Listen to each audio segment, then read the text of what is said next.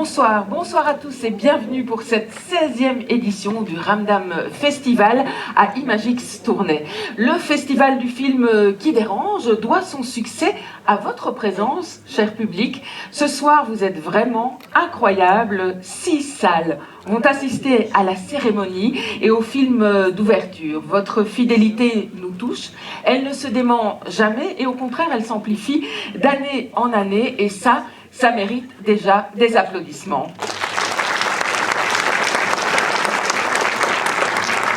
Je crois que je n'ai pas bien entendu la salle 1, mais c'est pas grave, ils se rattraperont plus tard. Cette cérémonie, vous pouvez également la suivre en direct sur le site de nos télés. J'espère que vous serez nombreux à nous rejoindre. Une partie du monde sombre dans les violences meurtrières et bascule du côté obscur de l'histoire. Ces rênes sont de plus en plus souvent tenus par des dirigeants plus avides de pouvoir et d'argent que du bien commun et d'humanité. En ces moments d'instabilité et de peur, pourquoi s'infliger un festival du film qui bouscule ? Parce que le cinéma a cette capacité de nous présenter des personnages fictifs ou réels, des situations singulières ou universelles qui nous touchent. Il et elle éveillent ou renforcent notre prise de conscience, nous poussent à réagir ou à agir, à réfléchir différemment, à ne pas se laisser hypnotiser par les discours ambiants qui rejettent fréquemment la faute sur l'autre. Ces films courts ou longs, ces documentaires proposent d'autres points de vue, des sources d'empathie et de compréhension, des capacités à se projeter et l'espoir d'être chacun et chacune un éclat de verre lumineux du kaléidoscope de l'humanité. J'invite tout de suite l'actrice belge la plus récompensée avec ses 5 Magritte, Lubna Azabal, marraine fée du festival, à nous rejoindre. Sous les applaudissements, évidemment. Bonsoir. Alors, Lubna, vous vous êtes depuis le début penchée sur le berceau du festival. Vous lui avez apporté beaucoup de cadeaux, votre fidélité indéfectible, mais aussi de nombreux films qui ont toujours interpellé le public. Il y a eu Incendie, Rebelle, Le Bleu du Caftan, Amal, Rabia, et je pense que j'en oublie. Le festival a grandi, 16 ans. Est-ce que c'est pas compliqué d'être la marraine d'un ado ? C'est un âge compliqué. Ouais, hein. Non, c'est pas compliqué. Je pense que, comme une maman, on aime son enfant. J'ai grandi avec vous. Il y a 16 ans, je me souviens très très bien, je venais présenter Incendie. Et c'est Jean-Pierre qui m'a proposé d'être... qui m'a fait cette merveilleuse proposition plutôt d'être la marraine de ce festival que j'ai tout de suite adoré, avec lequel j'ai connecté. Et rien que le fait de dire le festival du film qui bouscule, comme tu dis, ou qui dérange, moi ça me parle.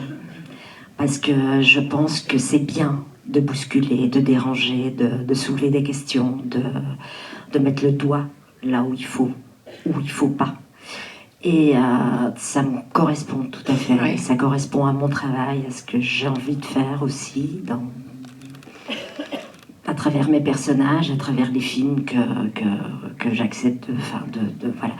Et ouais, donc c'est pas trop dur, non, c'est une transition qui est sympa. Alors Lubna, petite, vous rêviez d'être grand reporter, mais finalement, à travers vos rôles, ces rôles qui dérangent et qui interpellent le public, c'est aussi une façon de témoigner de l'état du monde. L'état du monde, oui, parlons-en d'état du monde, il va mal le monde. Oui, c'est une façon de témoigner. Effectivement, j'ai pas pu réaliser mon rêve, qui était celui d'être reporter de guerre. Reporter de guerre, c'est quoi ? C'est aller, c'est donner la voix à ceux qui ne peuvent pas. C'est témoigner d'une situation, d'une tragédie, et de pouvoir porter la parole. Et donc peut-être inconsciemment, c'est pas quelque chose que j'ai vraiment construit. Je suis tombée dans le cinéma par accident. Je suis devenue actrice par accident. Et peut-être qu'il y a quelque chose à l'intérieur de moi qui me dit, moi, si ça me parle pas, si ça parle pas à mon ventre, si j'ai pas quelque chose défendre, à démontrer, à porter, j'arrive pas à y aller. Et donc ça doit être lié à ça, oui, effectivement. Et merci beaucoup Lumna, et on se retrouve tout à l'heure pour ouvrir officiellement le festival. D'accord, donc je m'installe là, à 2 mètres de toi. Bien. Je vais mettre... Ah ben, le bien, c'est Et attends, j'ai une bonne amie. Oui, malgré tout. Alors nous allons remercier les partenaires fondateurs qui ont matérialisé ce rêve de festival. La Maison de la Culture de Tournai, Imagix Tournai, Notélé, la télévision régionale de Wallonie-Picarde, la ville de Tournai et le conseil de développement de Wallonie-Picarde.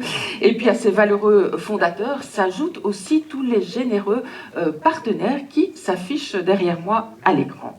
Il me revient aussi de remercier pour leur présence Jeanne Brinfo, administratrice générale de la culture à la Fédération Wallonie-Bruxelles, Marie-Christine Mariem, bourgmestre de la ville de Tournai, ville soutenante et encourageante du festival. J'ai repéré aussi pas mal d'échevins, d'élus tournaisiens, mais aussi moucronois dans la salle. On les remercie pour leur soutien.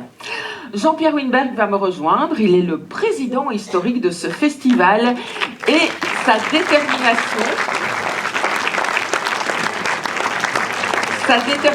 n'a d'égal que sa perspicacité en ce qui concerne le thème du Ramdam et la moisson de films et de documentaires qu'il propose avec le comité de programmation chaque année. Bonsoir Jean-Pierre. Bonsoir Annico. Alors, plus que jamais, ce festival est nécessaire. Ah bien, on peut commencer par dire merci pour votre présence et votre fidélité, parce que l'une comme l'autre n'ont jamais été aussi indispensables. Vous avez entendu Annico, vous avez entendu Lumna qui y faisait allusion. Alors rassurez-vous, je ne serai pas long, mais je m'en voudrais de ne pas vous proposer un court extrait de l'éditorial que l'on doit à notre collaboratrice Camille Eubanks. Il reflète fidèlement l'état d'esprit qui a animé notre réflexion. Cette année, plus que jamais, sans doute, nous sommes conscients que la culture n'est pas un luxe, mais bien une nécessité vitale. À l'heure où des restrictions budgétaires fragilisent profondément le secteur culturel, l'équipe de programmation du Ramdam a refusé de céder au découragement. Car c'est quand le sol tremble que la culture demeure l'un de nos derniers points d'ancrage. Par conséquent, nombre de films que nous allons vous proposer explorent les failles et les fractures de notre époque.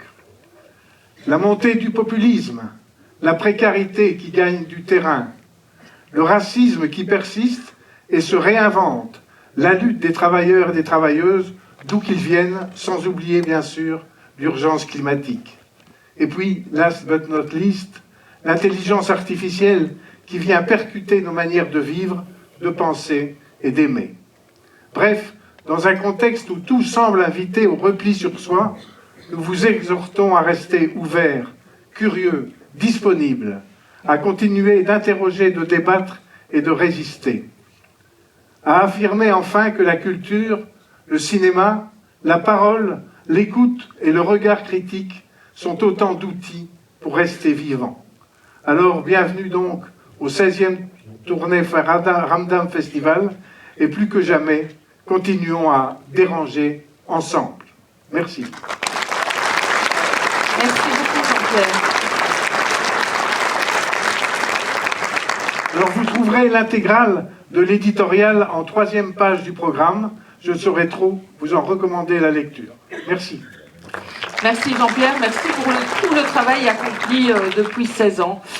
J'appelle à présent Jeanne François, coordinatrice et responsable de production du Ramdam Festival. Bonsoir. Ensemble, on va essayer de brosser un portrait rapide, rassurez-vous, de cette édition. Rien qu'en chiffres, qu'est-ce que ça va représenter, Jeanne? Bon, déjà, bonsoir à tous, à toutes. C'est super de vous voir si nombreux dans les salles. C'est toujours super émouvant pour toute l'équipe. On est ravis. Donc c'est 11 jours de festival. 11 jours de festival. On a plus de 171 films. On va retrouver plus de 49 fictions. On va retrouver encore plus de 66 longs métrages. On retrouve aussi une 50aine d'invités. Là, on a 21 films belges, donc ça c'est bien de le souligner parce qu'on soutient le cinéma belge. Vous y découvrirez des longs métrages de fiction, des documentaires, sans oublier évidemment toutes nos catégories génération. Alors, justement, depuis plusieurs années, le Ramdam se profile aussi comme le festival tout public, très attentif à la jeunesse. Oui, tout à fait. Donc on a non seulement la catégorie génération que je viens de citer, qui invite évidemment tous nos festivaliers à venir avec les plus jeunes. C'est un film, d'une programmation de films qui dérange, qui respecte la ligne éditoriale du festival, mais qu'on veut accessible aux plus jeunes. Et nous souhaitons avoir un public intergénérationnel justement dans ces salles. Cette année, on a une année incroyable niveau scolaire. C'est vraiment un signe très, très chouette pour le festival et pour sa programmation. Les professeurs reviennent. On attend plus de 5000 jeunes entre 3 ans et 18 ans. Et on les invite aussi, il y en a plus de 2000 qui vont écrire une critique cinématographique de films après avoir vu un film surprise en salle.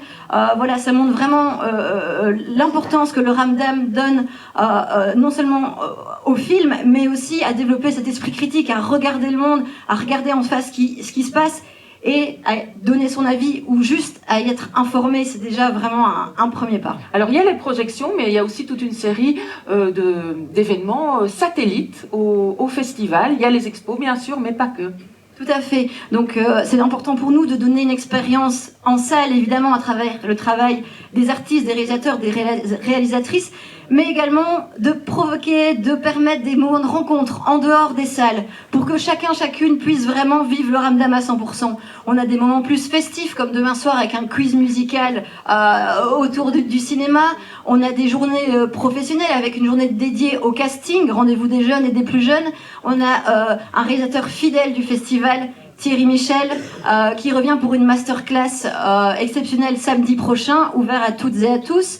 On a également des expositions. On essaie vraiment de permettre toutes sortes de rencontres et les échanges, le débat, les discussions. Alors Jeanne, ce qui fait aussi la spécificité de ce festival, c'est la proximité avec les invités au Magritte, dans l'espace partenaire.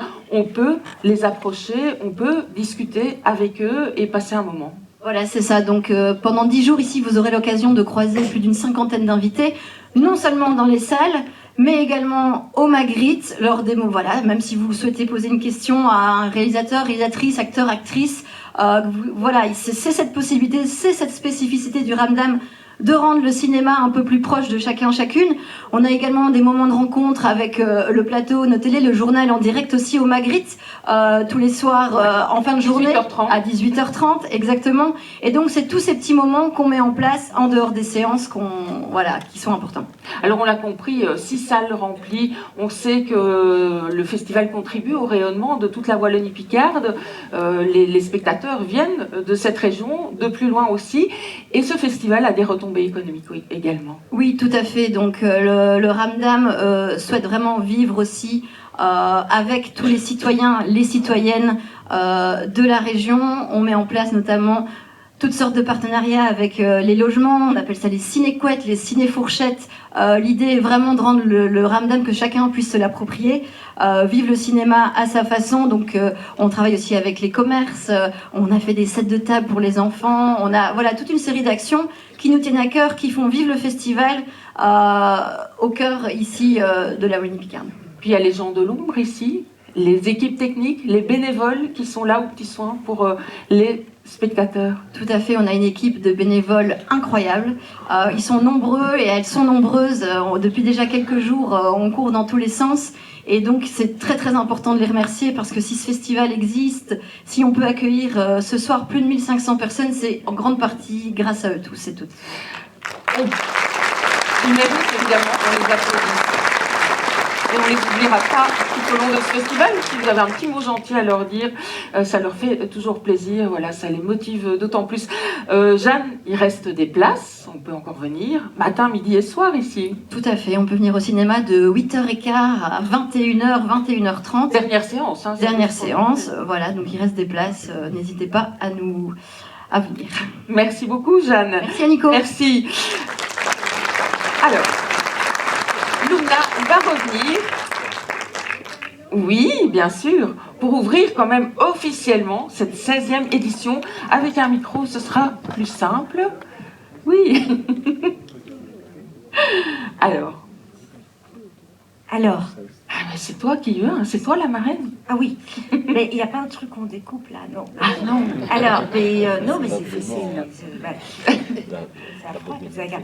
Alors, je déclare ouvert la 16e édition du Tournai Ramdam Film Festival. Alors, j'adore dire le festival du film qui dérange. Merci d'être là. Merci. Merci beaucoup, Loubna. Et je voulais aussi remercier évidemment toute l'équipe du festival et effectivement tous les bénévoles. Je les aime d'amour. Ils sont fantastiques. Voilà, je ne connais pas tous leurs noms par cœur, mais leur visage, oui. Et voilà, je vous adore et merci d'être aussi fidèle chaque année public. Voilà. Merci pour ta fidélité fantastique. aussi, Loubna. Merci beaucoup. Merci. Je pars. Oui, tu peux rester avec nous. Voilà. Installez-vous confortablement dans vos sièges pour suivre dans quelques instants le Mage du Kremlin, tiré du roman de Giuliano da Empoli, qui met en scène l'énigmatique Vadim Baranov. De metteur en scène et producteur d'émissions de télé-réalité, Baranov deviendra l'éminence grise, le spin doctor de Vladimir Poutine, alors agent du KGB. Jude Law et Paul Dano sont les personnages clés du scénario, adapté et réalisé par Olivier Assayas et Emmanuel Carrère. Le Mage du Kremlin est une saisissante fiction réaliste qui dévoile les coulisses du système et offre une méditation salutaire sur le pouvoir. Très belle soirée à tous et à toutes et rendez-vous à l'issue de la séance au Magritte ou dans l'espace partenaire pour en discuter. Belle soirée à vous et bon festival.